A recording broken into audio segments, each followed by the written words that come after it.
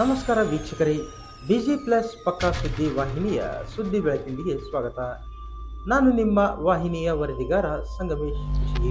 ಜೈನ ಧರ್ಮದ 24ನೇ ತೀರ್ಥಂಕರ ಭಗವಾನ್ ಮಹಾವೀರರ ಜನ್ಮ ದಿನಾಚರಣೆಯನ್ನು ಕುಷ್ಟಗಿ ಪಟ್ಟಣದಲ್ಲಿ ಸೋಮವಾರ ವಿವಿಧೆಡೆ ಜೈನ ಬಾಂಧವರೊಂದಿಗೆ ವಿವಿಧ ಸಮುದಾಯದ ಮುಖಂಡರು ಪಾಲ್ಗೊಂಡು ಅರ್ಥಪೂರ್ಣವಾಗಿ ಆಚರಿಸಿದರು.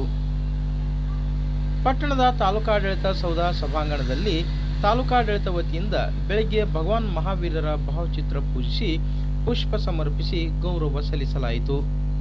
ಈ ವೇಳೆ ಗ್ರೇಡ್ 2 ತಹಶೀಲ್ದಾರ್ ರಜನಿಕಾಂತ್ ಕೆಂಗಾರಿ ಅವರು ಮಾತನಾಡಿ, ಶಾಂತಿ ಸಹಬಾಳ್ವೆಯ ಮೂಲಕ ಮನುಕುಲ ಜೀವನ ಸಾಂಗವಾಗಿ ನಡೆಯುವುದನ್ನು ತಿಳಿಸಿಕೊಟ್ಟವರು ಮಹಾವೀರರು. ಭಗವಾನ್ ಮಹಾವೀರರ ಜೀವನ ತತ್ವಾದರ್ಶಗಳನ್ನು ಎಲ್ಲರೂ ಅಳವಡಿಸಿಕೊಳ್ಳಬೇಕು ಎಂದು ಹೇಳಿದರು. ಜೈನ ಸಮುದಾಯದ ಪ್ರಮುಖರಾದ ಅಭಿನಂದನ್ ಗೋಗಿ, ಶಾಂತರಾಜ್ ಗೋಗಿ ಹಾಗೂ ವಿವಿಧ ಸಮುದಾಯಗಳ ಮುಖಂಡರಾದ ವೀರೇಶ್ ಬಂಗಾರ್ ಶೆಟ್ಟರ್, ಡಿ.ಬಿ. ಗಡೇದ್, ಭರತೇಶ್ ಜೋಶಿ ಅವರು ಭಗವಾನ್ ಮಹಾವೀರರ ಜೀವನ ಸಂದೇಶಗಳ ಕುರಿತು ತಮ್ಮ ಅಭಿಪ್ರಾಯ ಹಂಚಿಕೊಂಡರು.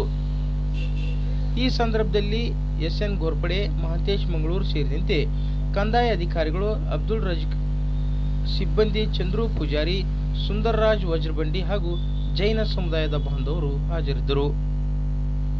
ಇದಕ್ಕೂ ಮುನ್ನ ಜೈನ ಸಮುದಾಯ ಬಾಂಧವರು ಸಾರ್ವಜನಿಕ ಆಸ್ಪತ್ರೆಯಲ್ಲಿ ಚಿಕಿತ್ಸೆ ಪಡೆಯುತ್ತಿರುವ ರೋಗಿಗಳಿಗೆ ಹಾಲು, ಹಣ್ಣು, ಬ್ರೆಡ್ ವಿತರಿಸಿದರು.